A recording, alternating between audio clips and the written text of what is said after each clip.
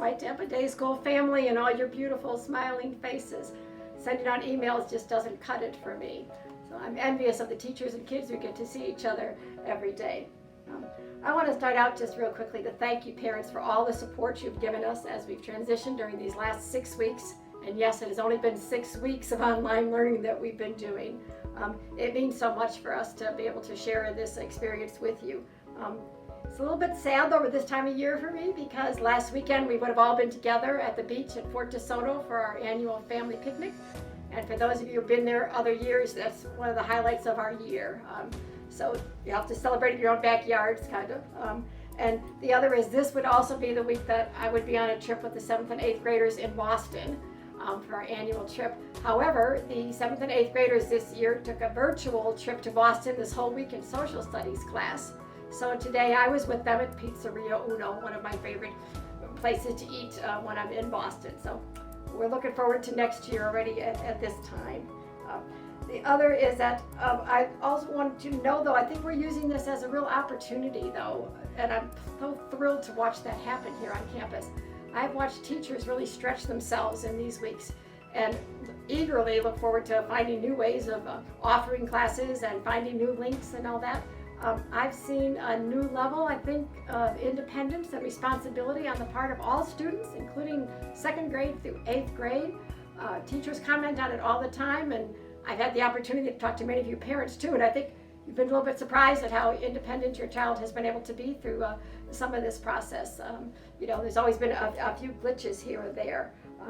The other thing I really feel is that our elective teachers, now those teachers have always taught things, they're very hands-on people, right? You do things live with elective teachers. And so for them to transition so quickly and adapt so beautifully onto these online forums as well. And I hope your kids are taking advantage of some of those elective challenges that are on there. And this past week we actually had art classes that were actually scheduled as meetings, and 70 kids attended, which is almost half of the school, an art class this week, and are sending us pictures of what they're producing. So we're thrilled. So keep those pieces up too, rather than the video games at home.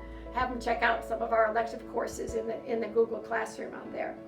And in that end also, I want to say make sure you're looking at Facebook and Instagram, because Ms. Haralumbar is actually almost every day is posting pictures of kids, of teachers, of pastimes, of parents, actually, of just about anything we're doing, student products. So check us out again on Facebook and Instagram if you want to see a lot of those smiling faces there.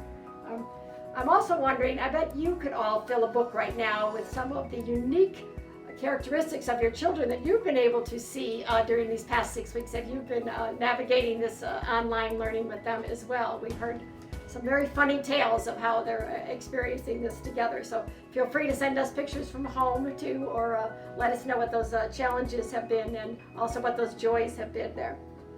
We've only got about 2.5 weeks of school left, which is hard to believe we're at that point right now. So I wanted to take just this opportunity to tell you about a couple of the events that are coming up and how we're handling them.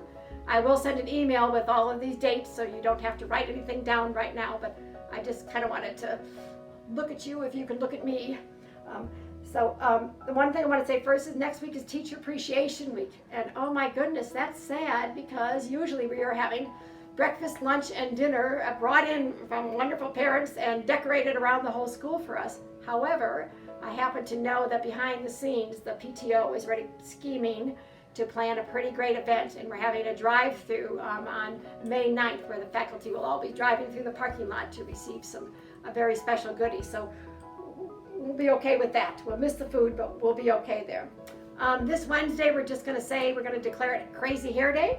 So we want all the kids and all the faculty just either come in with their bedhead or do something crazy with your hair. And parents, if you want to join in and pop in on just for a quick few seconds on your classes with your crazy hair, feel free. Because I know some of us haven't been styling quite as much as we do normally in there. And we haven't been to the beauty salon for quite some time either. So I'm curious to see what people are looking like actually. And then the last day of classes, which I'm sure you're looking at that calendar, last day of classes are going to be as they were originally planned on Tuesday, and that is Tuesday, May 19th. And then on the 20th, May 20th, which is a Wednesday, our tradition is always to do some, usually that's field day. We can't actually do field day, so we're going to go ahead and do our awards day on that Wednesday.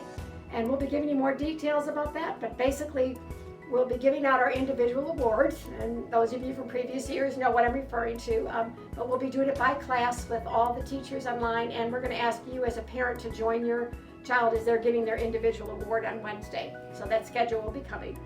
And then Thursday is the actual last event of this school year, and Thursday, that's May 21st, we're actually going to have a safe distance graduation ceremony here on campus, because I really think those 8th graders want to leave on campus.